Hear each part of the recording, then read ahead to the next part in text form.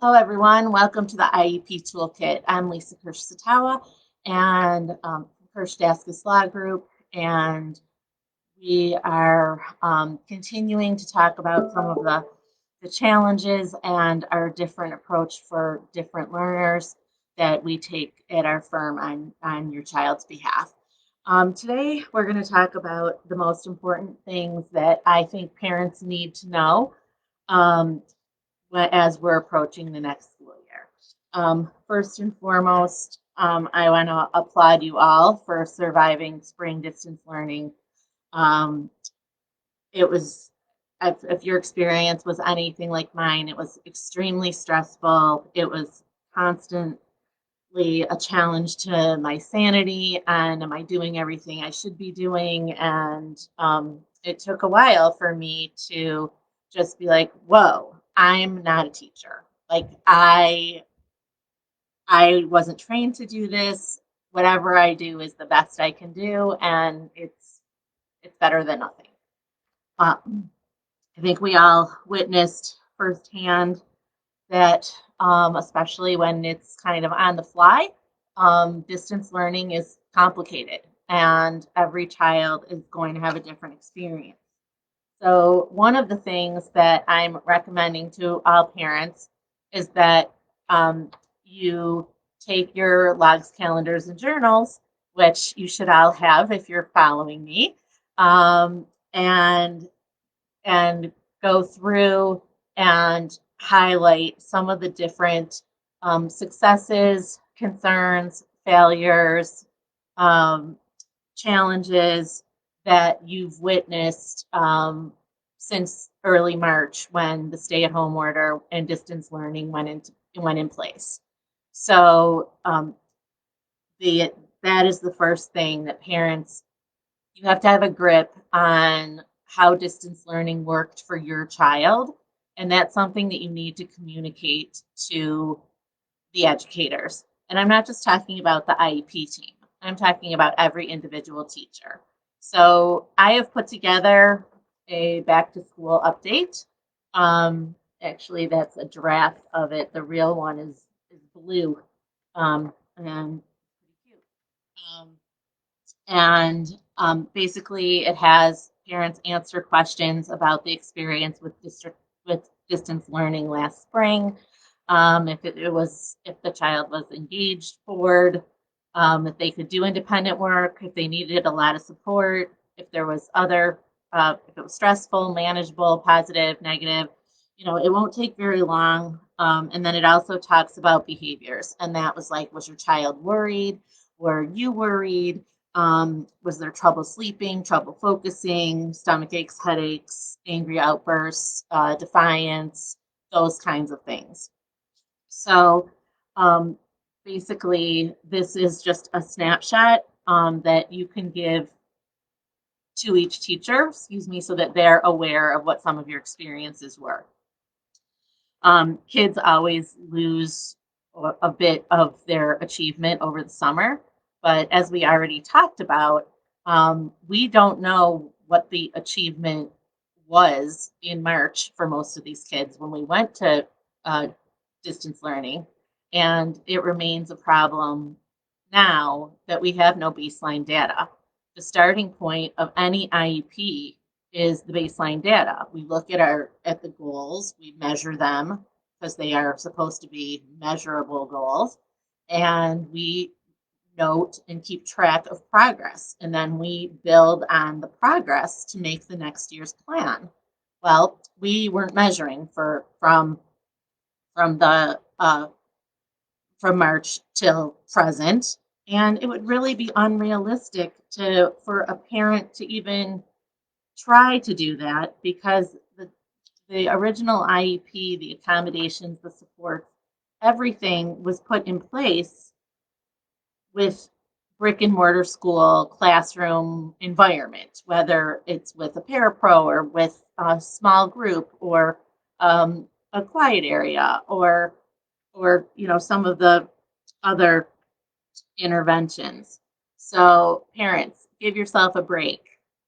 Everyone is in the same boat. Everyone had a lot of similar challenges. and you just really need to gear up for the fight that will happen in September. Because whether it's distance learning or it's in the classroom, without the baseline data, we're going to have to be demanding evaluations. We're going to have to probably ask for IEEs. And, you know, in some of those evaluations I talked about over the summer, you can go get on your own if you have consent from the district, and they may or may not reimburse you for all of it or some of it, but it's certainly something you can inquire about. There may be additional doctor's appointments or additional evaluations that weren't ever done before, that because of what you observed as parents during distance learning are now issues that are questionable.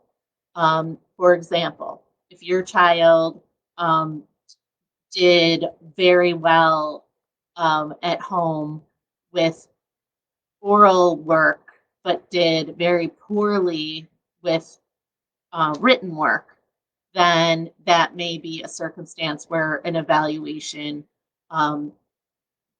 that has to do with processing information or time or language, or, you know, it could be any number of things, should be examined, and perhaps one or the other needs to be pumped up. Other thing, so doctor's appointments should be made ahead of time. Try to get them in before school starts, and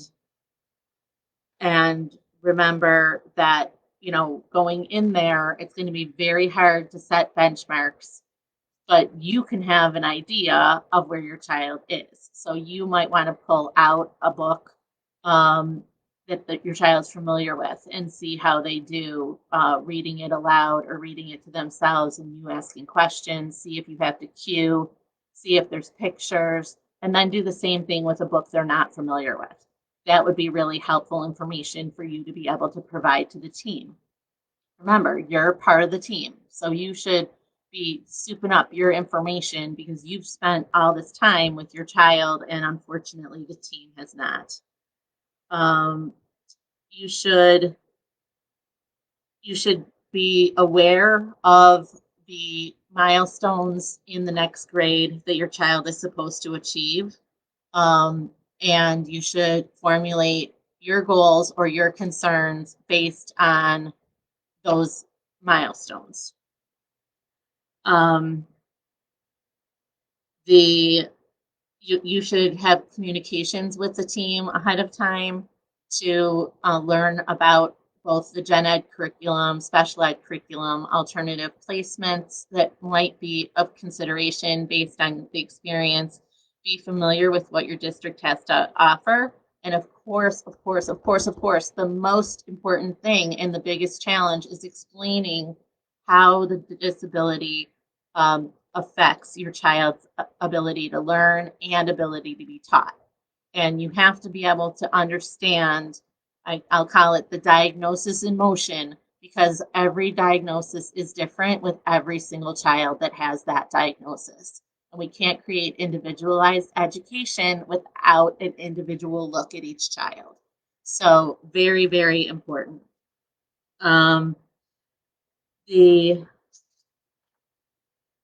Writing, very important. Has your child been drawing? Has your child been using horizontal lines, vertical lines? Are they doing pre-writing exercises? Have you been doing hand-to-hand?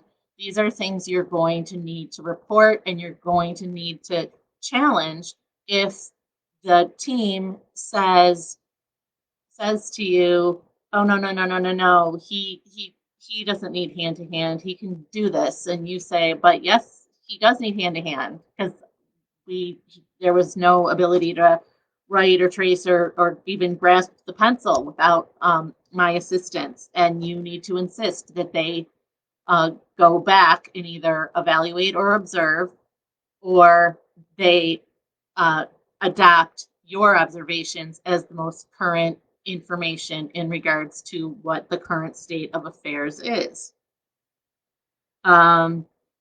Remember, kids may need help with mealtime, with outbursts, with crying. I mean, you've seen all these behaviors. We've also seen, if your house is anything like my house, an increase in anxiety, and especially with older kids. You know, am I falling behind?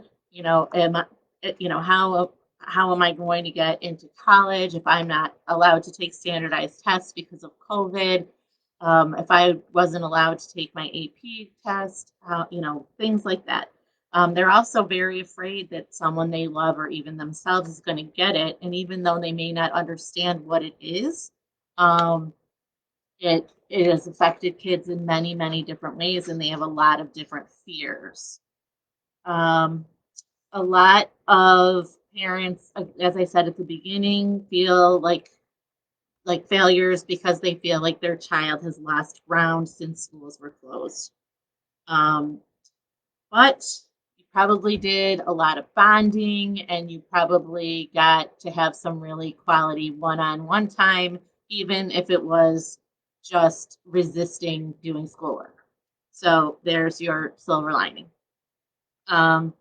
It's really important in the fall, regardless of where the students are, that once the IEP is complete, or if you're a parent of a child who doesn't have an IEP or a 504, be very, very transparent, be very, very diligent in your communication with your child's different teachers, and defer to them. Let them take the lead as the educators. I think that probably every parent out there would admit that they didn't do it as well as teachers do it. So now we have a challenge ahead of us as to what to do now and how to adjust, and how are we going to handle the additional issues or symptoms or manifestations that may occur, whether the child is distance learning or the child is in brick and mortar school. A challenge that we also would have is that it may switch. They may start in brick and mortar, and someone may get sick, and then it may turn to distance learning.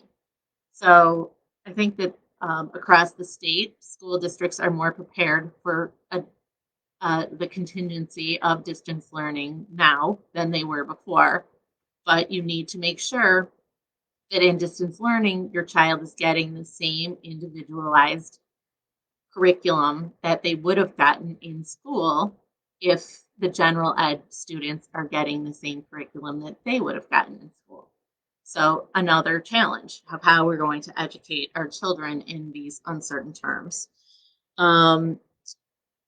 There should be the school psychologist can be remarkably helpful. They've had special trainings over the summer to deal with both parents and children and the different state of affairs that they may come to school with in the fall. There is another thing that is really important for kids is, and I think that this was a problem for a lot of kids during the spring, was that they don't have gym. They don't have a time that they must run around and they must let off steam and interact with their friends or their peers. And so that's another thing. Make sure it's built into their school day, regardless of where that school day is going to occur.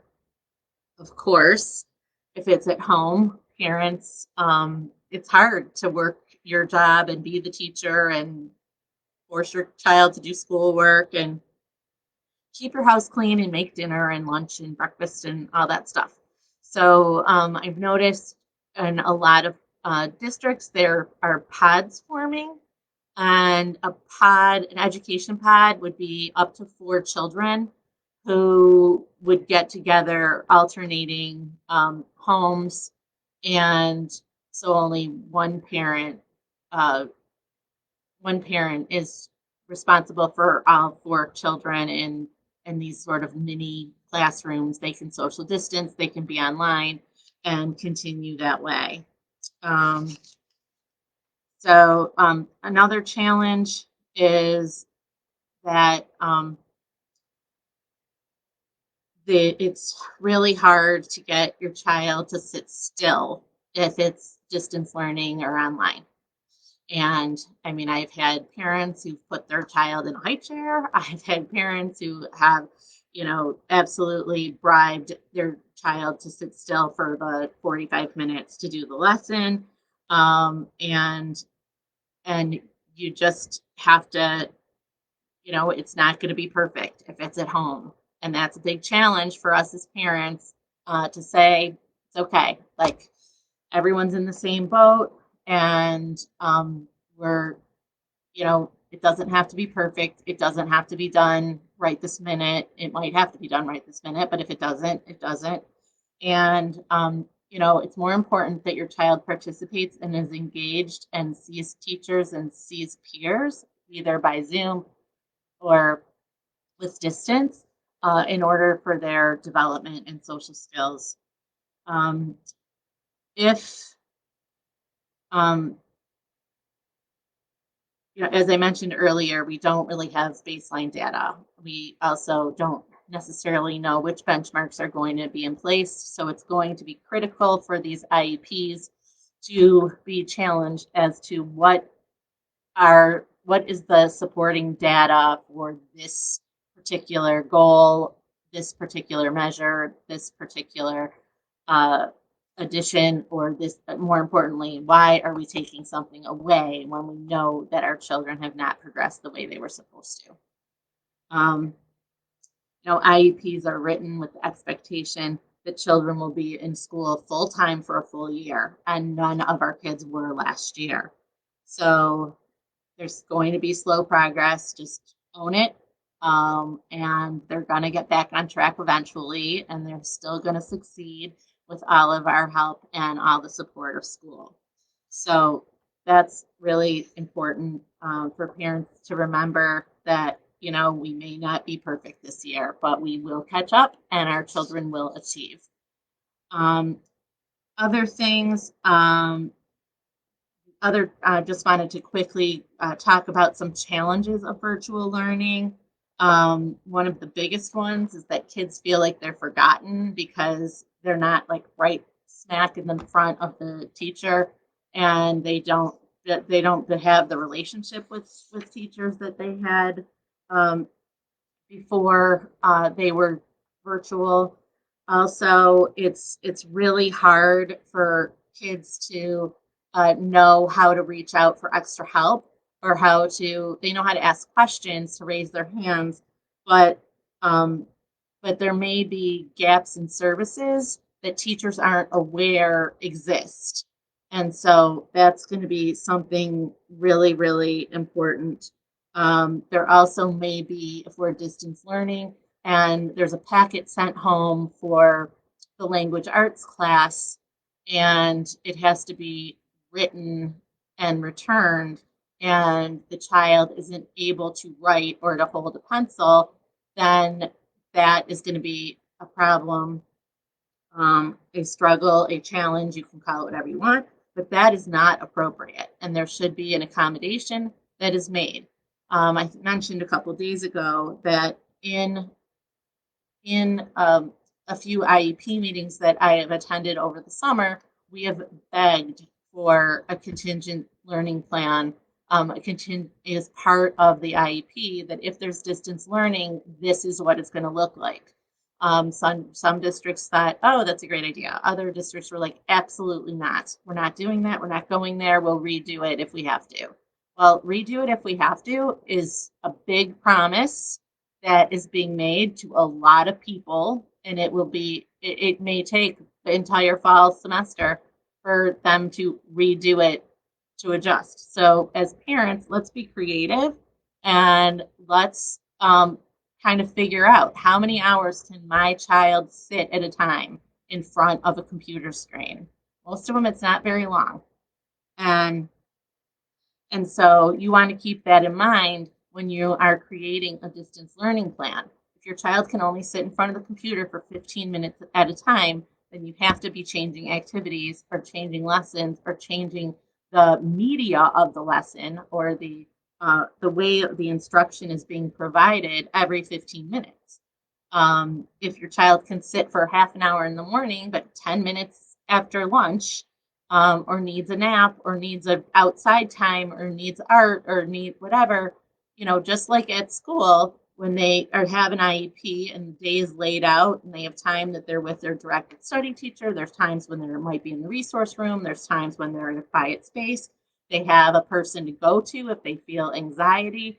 They have plans for all of that, but as soon as they're home, they don't have those plans. So we have to remember that. We have to look at the IEP, and as I've always advocated, before any IEP meeting, you should print out the blank form, go through it, look at last year's IEP, and see what concerns you have. And then because you're writing them in the section of the IEP where they're relevant, chances are that they'll be brought up at the right time and addressed at the right time and hopefully included in the IEP. Sometimes some districts better than others at taking parent concerns seriously, but don't ever give up telling them, because as I mentioned earlier, you are a part of that team, and one of the most significant parts of that team is your child's first teacher. It's also really, really, really important that you submit your concerns in advance, if you can, in writing. It can be an email, it can be a letter, it doesn't matter. But if it isn't in writing, it didn't happen, it doesn't count, you never told them. So that's some really important information. The other issues that I think that children, especially children with special needs or children who learn differently, the other difficulty that they have with distance learning or virtual learning is that nothing is normal. And, for years, they've gone to school and, maybe they had a check-in, check-out person. Or maybe they got to school and they said the Pledge of Allegiance. Like, there's no routine, there's no normalcy when children are done with the summer and now they're going to have virtual or distance learning. So that's something to talk to your kids about. Create a routine. And